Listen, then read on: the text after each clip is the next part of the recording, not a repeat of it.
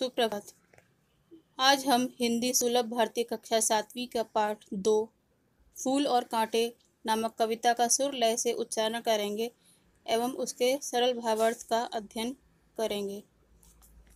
कवि परिचय। अयोध्या सिंह उपाध्याय हरिऔध, जन्म 15 अप्रैल 1865, मृत्यु 16 मार्च 1947। ये हिंदी के एक सुप्रसिद्ध साहित्यकार थे। हरिऔध जी का जन्म 15 अप्रैल 1865 को उत्तर प्रदेश के आजमगढ़ जिले के निजामाबाद नामक स्थान में हुआ। वह हिंदी साहित्य सम्मेलन के सभापति रह चुके हैं और सम्मेलन द्वारा विद्या वाचस्पति की उपाधि से सम्मानित किए जा चुके हैं। प्रिय प्रवास हरिऔध जी का सबसे प्रसिद्ध और महत्वपूर्ण ग्रंथ है। यह हिंदी खड़ी बोली का प्रथम महाकाव्य है और इसे मंगला प्रसाद पुरस्कार प्राप्त हो चुका है। सन 1947 में निजामाबाद में इनकी मृत्यु हो गई। अब हम पहले पद का जो है लय युक्त वाचन करेंगे। है जन्म लेते सब जगह में एक ही पौधा उन्हें है पालता, रात में उन पर चमकता चांद भी एक ही सी चांदनी है डालता। इसका अर्थ है, भावार्थ है इसका कि फूल और कांटे एक ही जगह जन्म लेते हैं, उन पर चांदनी एक ही जैसी बिखेरता है चांद, सूरज अपनी रोशनी एक समान बिखेरता है, फिर भी उनका जो व्यवहार है वो भिन्न भिन्न होता है।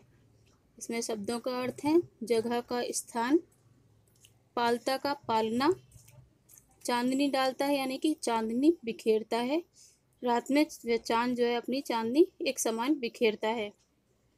अब दूसरा पद, मैं उन पर है बरसता एक सा उन पर हवाएं हैं बही, पर सदा ही यह दिखाता है हमें ढंग होते उनके एक से नहीं।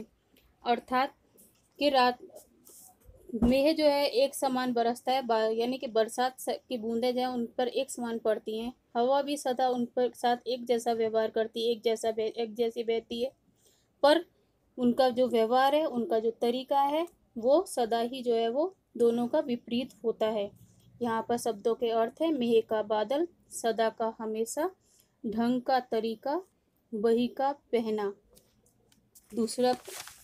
अब तीसरा पद्य, उछेद कर कांटा किसी की उंगलियां, फाड़ देता है किसी के वर वसन, प्यार डूबी तितलियों के पर कतर, भौर का है भेद देता श्याम तन। अर्थात कि कांटा जो है वो सभी को तकलीफ देता है, किसी की उंगलियों को चुभकर काट जो है दर्द देता है, किसी के सुंदर वस्त्रों को फाड़ देता है, और प्यार में जो डूबी हुई तितलियां रहती है, जो फूलों पर हमेशा बैठती हैं, फूलों के प्रति आकर्षित होकर उनके बैठती हैं, उनके पर कतर देता है। भौर जो फूलों का रस पीते हैं उनके सांवले शरीर को जो है वो छेद देता है। और इसमें शब्दार्थ हैं वर का सुंदर, वसन का वस्त्र, श्याम का सांवला, तन का शरीर, वेद का घायल कर देना, कतर का काट देना।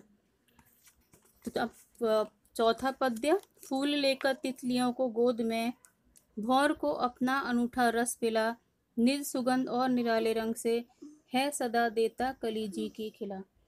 इस पद्य का अर्थ है, यहाँ पर फूलों के बारे में बताया कि फूलों की प्रकृति जो है वो कैसी होती है।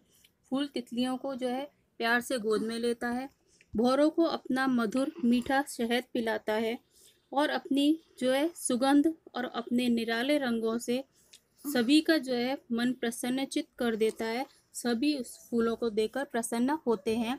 और यहाँ पर शब्दों के अर्थ है भौर का भंवर, अनूठा का मधुर, रस का शहद। पांचवा पद्य, है खटकता एक सबकी आंख में, दूसरा है सोहोता सुरसीस पर, किस तरह कुल की बड़ाई काम दे, जो किसी में हो बड़प्पन की कसर।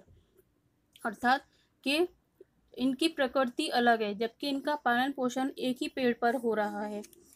कांटे की प्रकृति कैसी है, दूसरों को दर्द देने की, दूसरों को तकलीफ देने की, इसीलिए उसे कोई भी पसंद नहीं करता है। उसकी विपरीत फूलों की प्रकृति कैसी है कि वो शोभा, सभी जगह शोभा प्राप्त करते हैं, उन्हें देवताओं को अर्पित किया जाता है।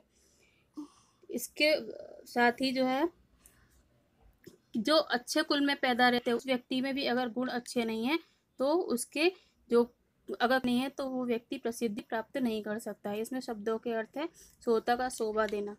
अब लयात्मक शब्द।